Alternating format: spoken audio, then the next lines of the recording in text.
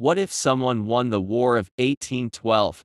In 1812, the United States would invade British-controlled Canada after the British continued to support Native American tribes in the Northwest.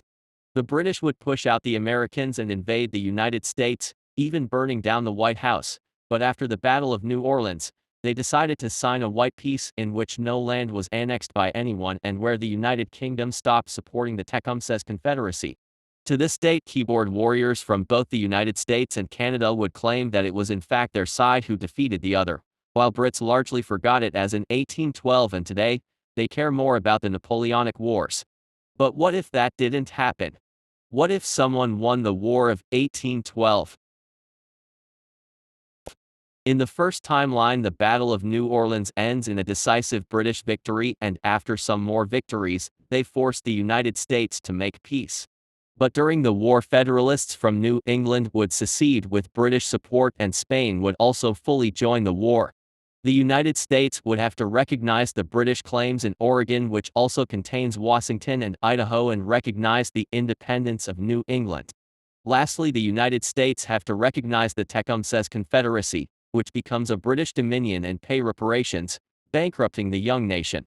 As for Spain, they get Louisiana, which belonged to Spain before Napoleon took it, and also forces the United States to recognize their control over western Florida. The United States would come out of the war, being massively weakened, while the British secured themselves as the more dominant power in the continent. Unfortunately for Spain, Mexico still gains independence, and it would also contain Louisiana and Florida, making it a giant country. But it is doubtful that Florida or Louisiana could gain independence from Mexico, because they had much lower populations. The Federal Republic of Central Asia had 1.3 million citizens, while Louisiana had despite of its size just 500,000 and Florida just 300,000. Mexico would probably encourage people to settle Louisiana, essentially creating its own manifest destiny or Destino Manifiesto. It is possible that Florida could become something like Republic of Texas in this timeline, with Americans settling the area and potentially later annexing it. But such a war would end in failure, as Mexico is just the greater of these two powers. Mexico would keep Florida, but wouldn't be able to take any more. In the United States, with Bering, New Jersey, Pennsylvania and New York, all free states being gone, the South is much more influential. In 1860, neither Republican Abraham Lincoln nor Democrat John C. Breckinridge got the required 84 votes, thanks to constitutional unionist John Bell. He hoped to become a compromise candidate, but when that didn't work out, he endorsed Abraham Lincoln, and thus he still became the President of the United States. The Civil War would still happen, but here the North is just much weaker, and the South managed to get a quick and decisive victory. The Confederacy gained independence and also took Maryland, Delaware, and most insultingly for the Union, Washington, D.C., meaning only New York, Pennsylvania, and New Jersey were left in the Union. The new capital of the United States would be around Port Jervis, as this is where all three states meet each other. Meanwhile, the Canadian provinces from our own timeline, but also Connecticut, Massachusetts, New Hampshire, Rhode Island, Vermont, and the Tecumseh Confederacy would unite into the Dominion of Canada. The last one did so not by free voice, but by being forced to. Despite of the United Kingdom having promised the natives this land in 1812, slowly but steadily Canadians and immigrants from Europe would replace them, as this is one of the warmest regions in Canada, and has a lot of iron. Especially Germans would settle in the Ohio province. The Spanish-American War wouldn't happen, but a war with Mexico could happen. It might get called the Second Spanish-Mexican War, the Second Mexican War of Independence, or the War of 1898. The outcome wouldn't be any different, so Mexico takes the Spanish Caribbean and Philippines. Given that they are fellow Hispanics, integration would be easier than in our own timeline with the United States. In 1914, the First World War would still break out, and the United States would support Germany to spite the United Kingdom, which escalated into a war against Canada. The United States didn't really stand a chance in this war and would be crushed. The United States would be split into the dominions of New Jersey, New York, and Pennsylvania. In Europe, with a stronger Canada, the Western Front did better, but without American involvement and British casualties from North America, Germany would prevail.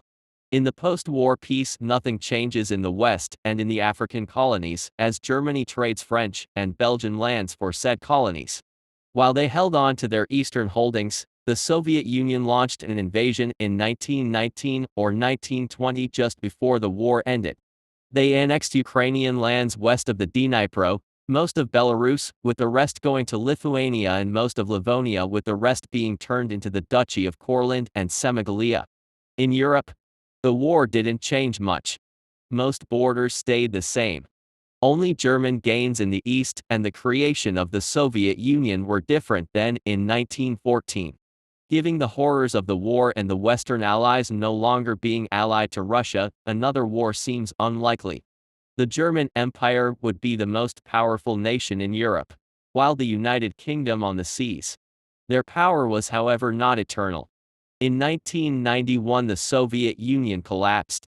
Russia was no longer seen as a threat, and thus, following the Warsaw Protocols, Poland, Lithuania, Courland, and Ukraine gained independence, with West Ukraine uniting with the poorer East Ukraine. The United Kingdom would also see a decline around the same time, as in 1997 India gained independence. Nowadays, bearing its dominions and smaller islands, the whole British Empire is gone. One of those is the Dominion of Canada, which by now has already united with New Jersey, New York, and Pennsylvania. In this timeline, the United States would be a shell of its former self, having lost THR Northwest, Louisiana, and New England.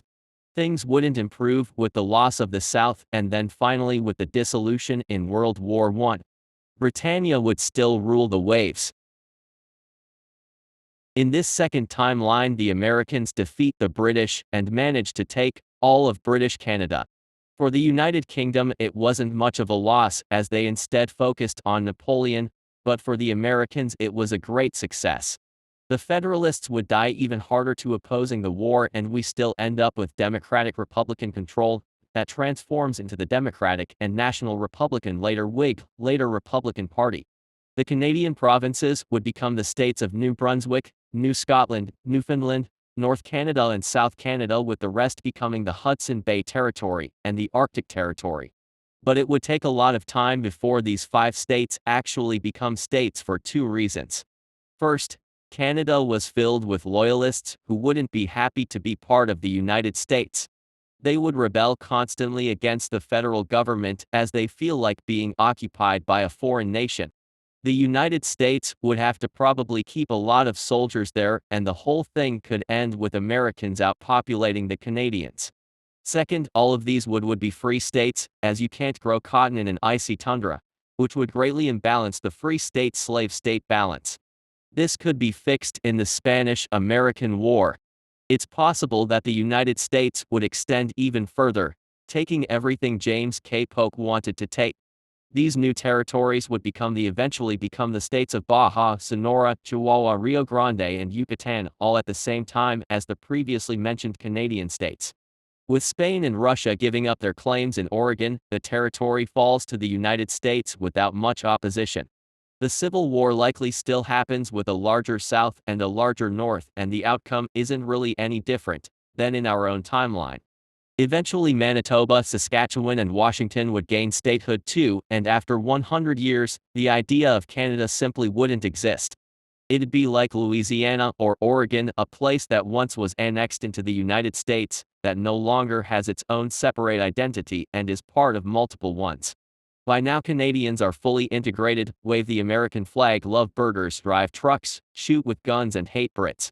In World War I, the United States likely supports the Western Allies, as tensions with the United Kingdom would eventually cool down. The war wouldn't be really changed all that much, and so would be the Second World War. Alaska and Hawaii still become states, but I could also see Hudson and the Douglas County also becoming states at the same time. Also, Alaska is directly connected to the United States. The states in the south, so Baja, Sonora, Chihuahua, Rio Grande, and Yucatan, would experience a lot of Mexican immigration, just like California, Nevada, Arizona, New Mexico, and Texas in our own timeline. These states would in turn into blue states, while Nevada, Arizona, New Mexico, and maybe Colorado could remain red states. In terms of Canada, both North and South Canada or modern-day Ontario and Quebec would be blue states, so Republicans would be more moderate than in our own timeline to win some other competitive states. In this timeline, the United States would be the largest country in the world with around 21 million square kilometers or 8 million miles, so almost as large as Imperial Russia, thanks to both Canada and northern Mexico would be part of the United States. In these timelines between Canada and the United States, one of these doesn't exist, while the other is much more powerful and larger. If you liked the episode, leave a like, and don't forget to subscribe. Goodbye.